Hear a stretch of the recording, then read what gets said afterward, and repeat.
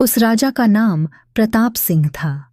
वह अपनी प्रजा के लिए एक आदर्श शासक था। अपनी बहादुरी, न्यायप्रियता और बुद्धिमत्ता के कारण पूरे राज्य में उसकी प्रशंसा होती थी। लोग उसे भगवान की तरह पूजते थे। लेकिन एक बात सबको परेशान करती थी। राजा की शादी नहीं हुई थी। राज्य के मंत्री और बुजुर्ग हमेशा राजा से कहते, महाराज, आपकी शादी जरूरी है। राज्य को एक रानी चाहिए और भविष्य में एक वारिस भी। आपकी शादी से प्रजा का मनोबल और बढ़ेगा। राजा हंसकर जवाब देते, मुझे पता है कि शादी करना जरूरी है, लेकिन मैं केवल उसी लड़की से शादी करूंगा जो न सिर्फ सुंदर हो बल्कि सच्चे दिल से मेरी प्रजा का ख्याल रख सके। मैं ऐसी रानी चाहता हूं जो मेरी ताकत बने, मेरी कमजोरी नहीं। इस वजह से राजा के पास देश विदेश से आने वाले रिश्तों को वह विनम्रता से ठुकरा देता था।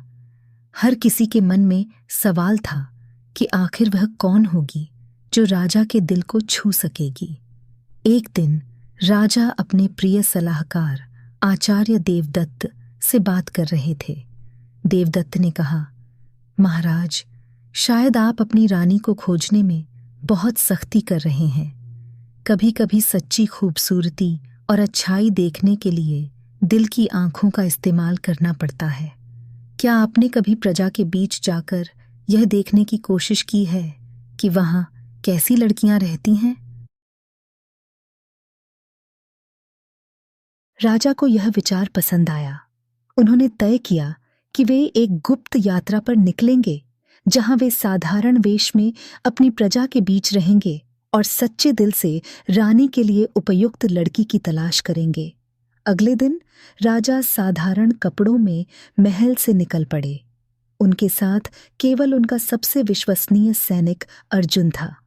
दोनों एक छोटे से गांव पहुंचे, जहां राजा ने पहली बार साधारण लोगों का जीवन करीब से देखा। गांव में राजा की मुलाकात एक युवती से हुई जिसका नाम कविता था। कविता गरीब घर से थी, लेकिन उसके चेहरे पर सादगी और आंखों में ईमानदारी झलकती थी। उसने राजा को नहीं पहचाना और एक साधारण इंसान समझकर उसकी मदद की। राजा ने महसूस किया कि कविता की बातों में सच्चाई थी। उसने लोगों की मदद के लिए जोश और हिम्मत दिखाई। क्या यही वह लड़की हो सकती थी जिसे राजा ढूंढ रहा था? राजा प्रताप सिंह महल लौट आए, लेकिन उनका मन कहीं और भटक रहा था। वह जहां भी देखते, कविता का चेहरा उनकी आंखों के सामने आ जाता। उसकी सादगी, उसकी आंखों की चमक और उसकी बातों की सच्चाई राजा के दिल में घर कर चुकी थी। हर रात जब राजा सोने की कोशिश करते तो उनकी आंखों के सामने वही दृश्य उभर आता, कविता का मुस्कुराता चेहरा और उसका दयालु स्वभाव। उन्होंने सोचा, क्या यही वह लड़की है जिसे मैं इतने वर्षों से ढूंढ रहा था? लेकिन मैं कैसे यकीन करूं कि वह वास्तव में मेरी रानी बनने योग्य है? राजा ने अपने भरोसेमंद सैनिक अर्जुन को बुलाया।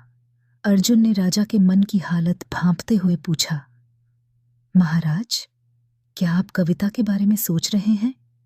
राजा ने सिर हिलाकर कहा, हाँ अर्जुन, मुझे यकीन नहीं हो रहा कि एक साधारण गांव की लड़की मेरे दिल को इतना प्रभावित कर सकती है।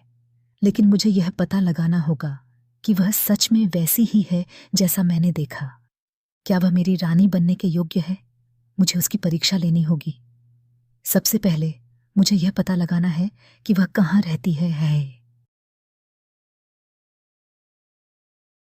अर्जुन ने राजा को आश्वासन दिया, महाराज, मैं तुरंत पता लगाता हूं।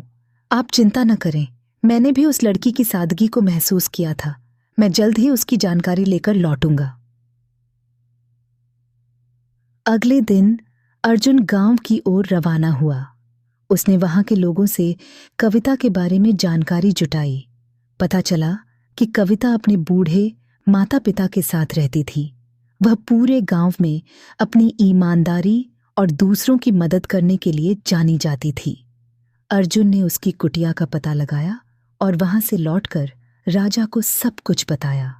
राजा ने कविता के बारे में सब कुछ सुनने के बाद निर्णय लिया, मैं स्वयं उसके पास जाऊंगा।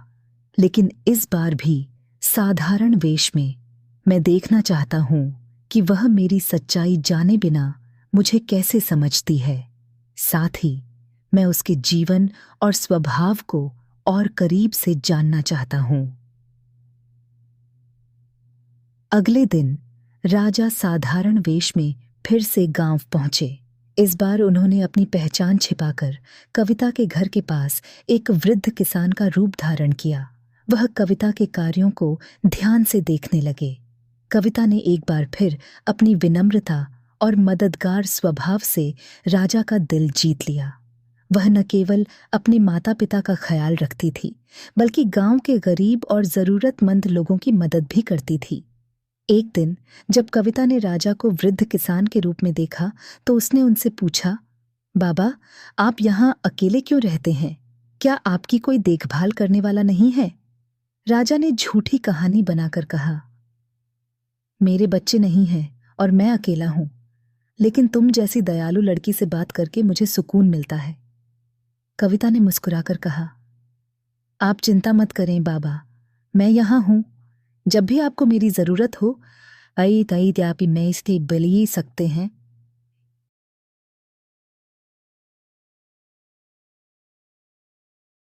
राजा का दिल पिघल गया।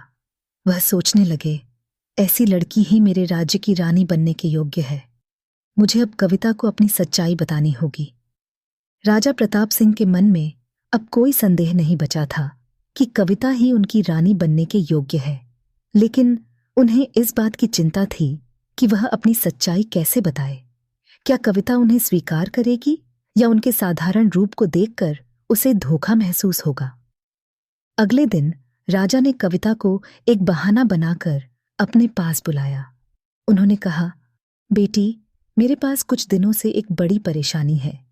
मैं अपने परिवार को छोड़कर यहाँ आया हूं, लेकिन अब मुझे लौटना है। क्या तुम मेरी मदद करोगी?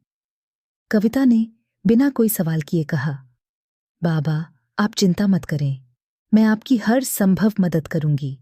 बताइए, मुझे क्या करना होगा? राजा ने मुस्कुराकर कहा, मुझे तुम्हारे साथ शहर तक जाना होगा। वहां मेरी कुछ जिम्मेदारियां हैं जिन्हें पूरा करने में तुम्हारी सहायता चाहिए। क्या तुम तैयार हो? कविता ने तुरंत हामी भर दी। राजा ने मन ही मन सोचा, अब समय आ गया है कि मैं उसे अपनी सच्चाई बताऊं। जब वे शहर की ओर चल पड़े तो रास्ते में राजा ने धीरे धीरे कविता से उसकी सोच और जीवन के बारे में बात करनी शुरू की। उन्होंने उससे पूछा, अगर तुम्हें ऐसा मौका मिले कि तुम किसी बड़े परिवार या बड़े पद पर जा सको, तो क्या तुम अपने वर्तमान जीवन को छोड़ने के लिए तैयार हो? कविता ने विनम्रता से जवाब दिया, बाबा, मैं इस साधारण जीवन में खुश हूं। मेरा उद्देश्य हमेशा दूसरों की सेवा करना है। अगर मेरा नया जीवन भी मुझे यह करने का अवसर देगा तो मैं उसे स्वीकार करूंगी। लेकिन मुझे यह भी डर है कि बड़े जीवन में लोग ईमानदारी और सादगी की कद्र नहीं करते। राजा ने यह सुनकर राहत महसूस की। वह सोचने लगे कि कविता न केवल सादगी और दयालुता का प्रतीक है, बल्कि उसमें साहस और समझदारी भी है। कुछ समय बाद वे महल के पास पहुंच गए। राजा ने कविता को अंदर बुलाया और कहा, अब समय आ गया है।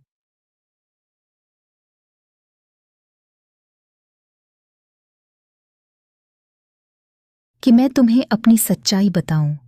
मैं वह साधारण किसान नहीं हूं जिसे तुमने देखा था। मैं इस राज्य का राजा प्रताप सिंह हूं। कविता यह सुनकर हैरान रह गई। उसके पैरों तले जमीन खिसक गई। उसने तुरंत कहा, महाराज, आपने मुझसे अपनी सच्चाई क्यों छिपाई? क्या मुझ पर विश्वास नहीं था?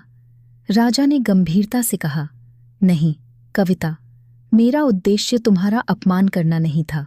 मैं यह देखना चाहता था कि तुम बिना किसी लालच के कैसी हो। अब मैं यह जान चुका हूं कि तुम सच्चे दिल और अद्भुत गुणों वाली लड़की हो। क्या तुम मेरी रानी बनोगी और मेरे साथ इस राज्य की सेवा करोगी? कविता की आंखों में आंसू आ गए। उसने कहा, महाराज, मैं एक साधारण लड़की हूं। क्या मैं आपके योग्य हूँ? राजा ने मुस्कुराते हुए कहा, तुम्हारी सादगी और दयालुता ही तुम्हें योग्य बनाती है। मैं तुमसे विनती करता हूँ कि मेरे साथ चलो और इस राज्य की रानी बनो। कविता ने कुछ क्षण सोचने के बाद सिर झुका लिया और कहा, अगर मेरी सादगी और सेवा आपके राज्य के लिए लाभदायक हो सकती है तो मैं यह जिम्मेदारी स्वीकार करती हूँ। राजा प्रताप सिंह और कविता की शादी का दिन पूरे राज्य में उत्सव की तरह मनाया गया। महल को सोने चांदी से सजाया गया था और हर गली मोहल्ले में खुशी की लहर दौड़ रही थी। राज्य की प्रजा अपने प्रिय राजा की शादी के लिए उतनी ही उत्साहित थी जितना खुद राजा।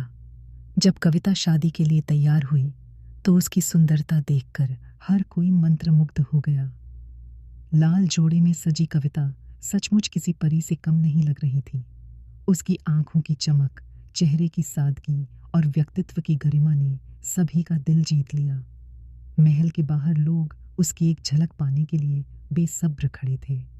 हर किसी के मुंह पर यही बात थी, हमारी नई रानी तो सच में स्वर्ग से उतरी हुई परी लगती है। उसकी सुंदरता और सादगी की चर्चा पूरे राज्य में आग की तरह फैल गई। जब राजा ने मंडप में कविता को देखा तो वह कुछ पल के लिए ठहर गए। उन्होंने मन ही मन सोचा, मैंने सही चुनाव किया है। यह लड़की न केवल मेरी रानी है बल्कि मेरे जीवन की सच्ची साथी भी होगी।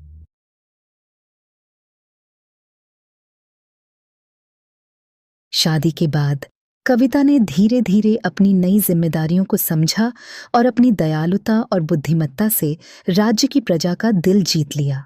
वह न केवल एक सुंदर रानी थी बल्कि एक आदर्श रानी भी बनी। राजा प्रताप सिंह और रानी कविता का नाम इतिहास में हमेशा याद रखा गया, क्योंकि उन्होंने अपने राज्य को न केवल सच्चे दिल से संभाला बल्कि एक मिसाल भी कायम की कि सादगी और अच्छाई ही सच्ची शक्ति होती है।